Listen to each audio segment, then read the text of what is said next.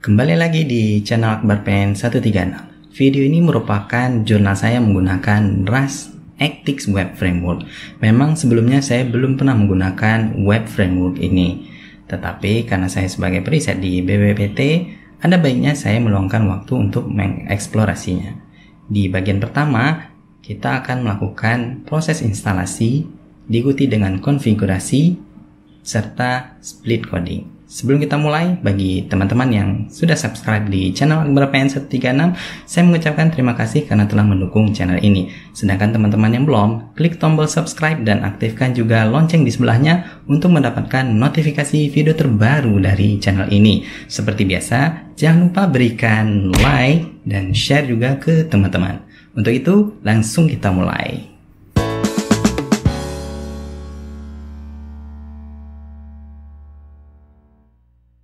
Baik, saat ini saya sudah membuat Rust project melalui Cargo yang terdiri dari satu folder src dan ada satu main.rs.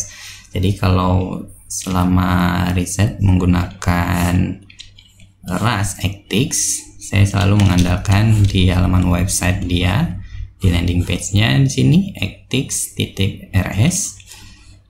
Langsung ke bagian dokumentasinya. Apabila belum pernah menginstall Actix, jadi saya selalu mengecek bagian dokumentasinya, kemudian installation. Tapi ini masih belum cukup dokumentasinya. Mungkin ke depan akan ditambah sama komunitas Actix. Tapi saya pergi di bagian basic, getting started, baca-baca bagian ini dan menemukan dependensinya Actix Web versinya 2. Baik. Tapi kalau di sini apabila mau menggunakan runtime-nya, kita harus menambahkan dependensi yaitu actix-rt. Saat ini sih versinya versi 1. Jadi langsung saja saya copy ini 2 package yang dibutuhkan, pergi ke bagian cargo.toml. Di bawahnya langsung saja saya paste dan dia akan melakukan updating creates.io index oleh IDE-nya saya. Saya menggunakan produk dari JetBrains. Teman-teman bisa menggunakan IDE yang lainnya seperti Visual Studio Code. Oke, kalau ini sudah dipasang, kita harus melakukan kompilasi package tersebut. Jadi caranya di IDE ini saya menggunakan shortcut, yaitu kalau teman-teman di Visual Studio Code misalkan cukup ketik cargo spasi run ya seperti ini, dan dia akan melakukan kompilasi, dan ini butuh waktu. Proses kompilasi package yang barusan saya tambah sudah selesai. Kemudian ada outputnya di sini ya guys, sesuai dengan script yang kita tambahkan di bagian main.rs. Jadi untuk memulai menggunakan Actix, saya hapus ini, kemudian kita akan membuat variabel baru untuk menampung server. Oke, jadi sebut saja nama variabelnya let dengan kata kunci let, nama variabelnya itu server, dan dia saya berikan dari HTTP server. Saya melakukan proses construct dulu menggunakan struct data type struct HTTP server, kemudian ini menggunakan function new, dia menerima factory. Di sini saya tutup dulu, terminate, titik koma, dan di dalamnya dia perlu function. Jadi saya akan menggunakan inline function melalui, kalau di Rust dia menyebutnya closure atau mirip dengan arrow function kali di JavaScript, ataupun lambda function kalau di Python. Jadi seperti ini cukup, dan di dalamnya, di dalam closure ini dia perlu inisialisasi melalui construct data type-nya yaitu app, dan kita akses new di sini. App ini harus ada di bagian sini ya guys, di use Actix ini saya tambahkan saja seperti ini. Oke. Dan new, kalau kita hover ada keterangannya di sini, pub new, pub fn, maksudnya function new. Kemudian di sini ada app kolon new. Kita akan menerapkan higher order function. Jadi kita bisa memanggil, dalam hal ini root. Ya, ada, kita lihat lagi hover. Ada 1, 2. Jadi di sini ada 2 parameter yang diperlukan. Jadi pertama pathnya, yaitu di bagian rootnya slash. Kemudian di sini perlu data type-nya root. Ini bisa kita lakukan dengan memanggil modul web. Jadi ini saya tambahkan lagi ya guys, web di sini modulnya. Web kolon di sini, dan saya memanggil metodenya itu HTTP metodenya get, dan langsung kita panggil handlernya. Jadi kalau di Golang juga kita ada handlernya. Jadi di sini handlernya function lagi. Jadi saya menggunakan inline function melalui closure, dan saya bisa teman-teman menggunakan kurung awal seperti ini karena ini sederhana, jadi cukup 1 baris saja. Tapi agar kebaca saya enter dulu biar kelihatan. Di sini yang perlu ditambahkan adalah HTTP response-nya. Tadi kita definisikan HTTP servernya. Sekarang kita lihat bagian responnya. Di sini statusnya oke. Di sini oke. Baik. Oke. Kemudian di sini kita tambahkan keterangan teks saja bentuk body function di sini. Langsung di sini saya sebutkan halaman ini dikosongkan seperti ini saja. Baik, ini sudah bagian server. Kita perlu tambahkan fungsi lain, yaitu bind, karena kita belum memberitahu ke RAS dalam hal ini kira-kira dia akan menggunakan alamatnya apa. Saya misalkan localhost portnya 8080, dan sekali lagi kalau teman-teman lihat ini return type-nya jadi berubah result. Jadi untuk menangkap istilahnya error handlingnya, kita di RAS bisa menggunakan unwrap seperti ini, bisa expect seperti ini, dan kita tambahkan message-nya apa kalau terjadi kesalahan, ataupun dengan shortcut tanda tanya begini seperti yang ditunjukkan di bagian dokumentasinya ya guys. Di sini ada question mark,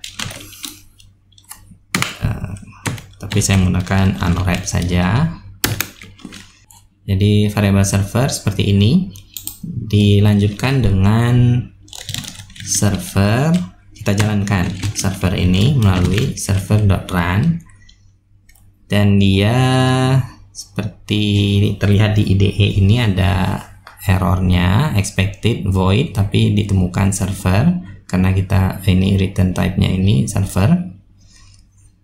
Jadi supaya dia returnnya void, kita tambahkan await di sini ya guys, karena resultnya ada void di sini. Tapi karena ini masih result, jadi masih belum selesai kita melakukan edit di function main. Jadi kita akan baru membangun server dan beberapa konfigurasi di sini. Untuk itu kita tambahkan di sini return type-nya IO kolon result, generate type-nya void, kosongan saja. Ini ada IO modulnya, yang langsung saja saya tekan shortcut Alt Enter di IDE ini untuk men-trigger autocomplete, dan ini saya coba pindah ke atas saja. Oke, sepertinya tidak ada error.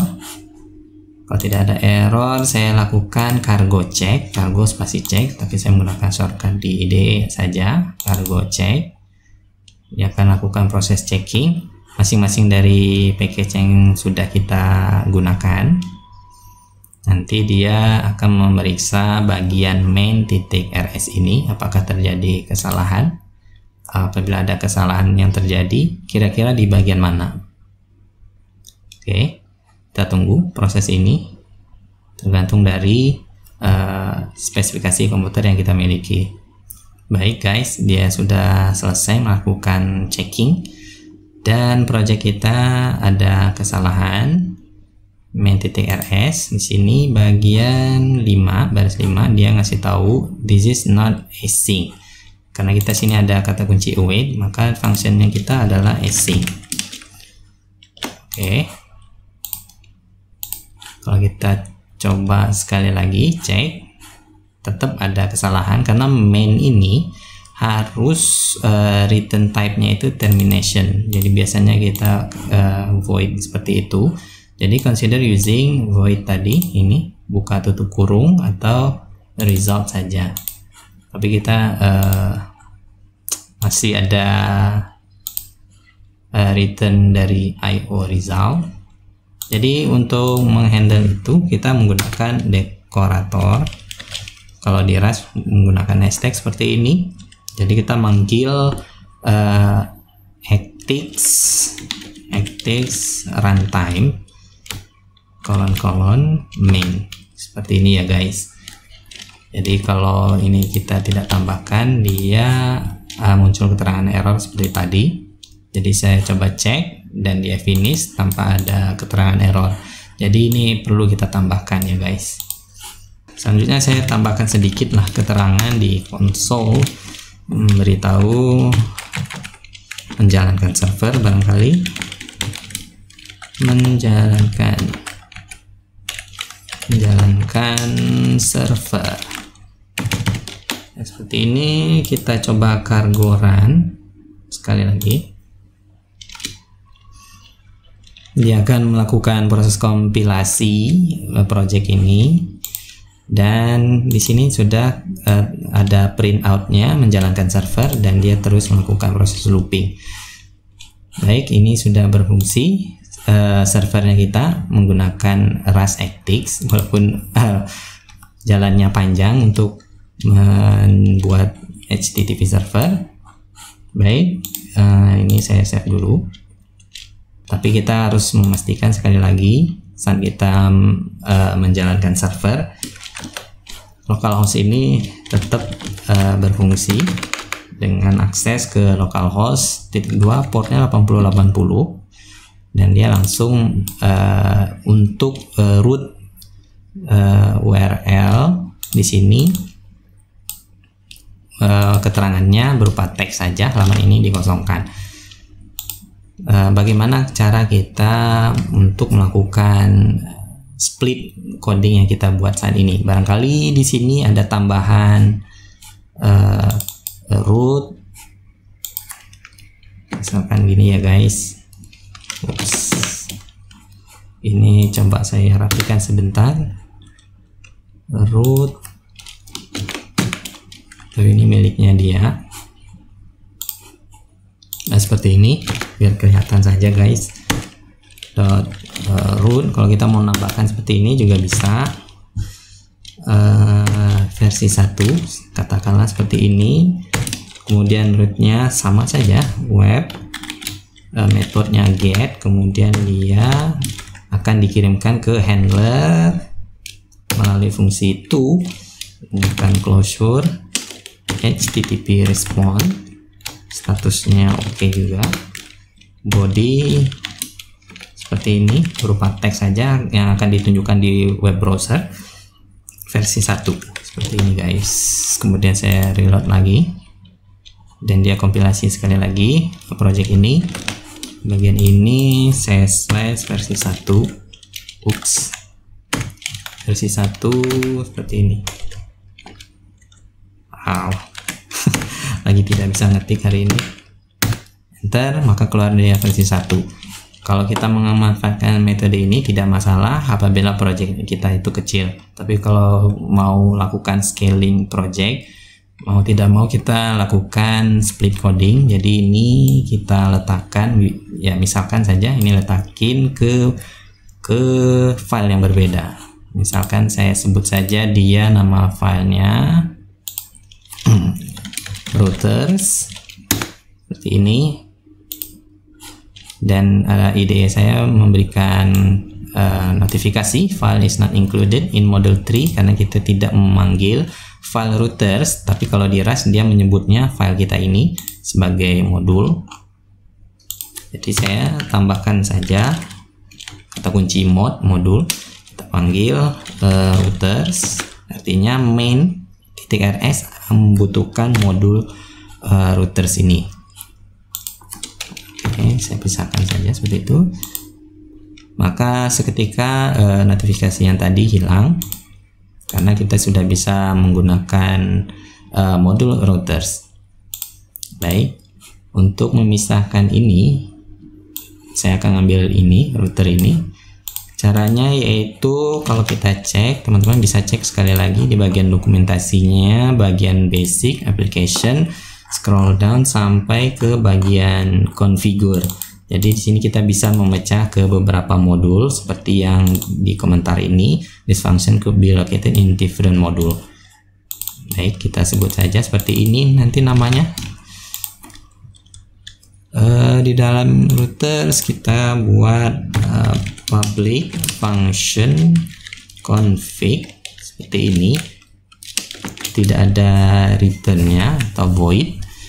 Nah, di sini dia perlu sebut saja namanya variable parameternya CFG, data type-nya itu reference mutable, artinya variable ini bisa kita lakukan modifikasi nantinya apabila itu diperlukan. Modul dari web. Di sini belum bisa men-trigger autocomplete, jadi saya tambahkan saja import package tadi menggunakan kata kunci use ethics web web di sini dan titik koma. Sini web service config saya tambahkan di sini dan saya panggil config titik root atau service, tapi kita akan menggunakan root di sini. Root titik pathnya itu garis miring versi 1, sedangkan untuk parameter yang kedua rootnya saya panggil lagi web, metodenya masih get, dan ini bisa saya teruskan ke handler menggunakan fungsi to dan menggunakan sekali lagi closure http response, statusnya oke, dan isinya body ini versi 1, ini versi 1. Oke, kalau ini sudah, jangan lupa titik koma, karena kalau di Rust kalau kita tidak menambahkan titik koma dia menganggap satu baris ini merupakan returnnya. Jadi kayak return seperti ini, dia menganggapnya kita menulis seperti ini. Dan kalau menggunakan kata kunci return maka wajib di sini kita nambahkan titik koma. Tapi karena ini void jadi kita tidak perlu return. Ini dihapus dan saya titik koma karena ini bukan return ekspresinya. Oke, ini sudah saya tambahkan. Save sudah. Jadi ini katakan saya hapus saja dan kita panggil configure di sini ya guys. Dan kita sudah memanggil modul routers, jadi kita bisa langsung routers kemudian config. Config ini dari public function config ya guys. Jadi seperti ini saja sudah cukup bagi kita. Jadi tinggal kita save dan coba recompile, menjalankan server. dan kita cek sekali lagi.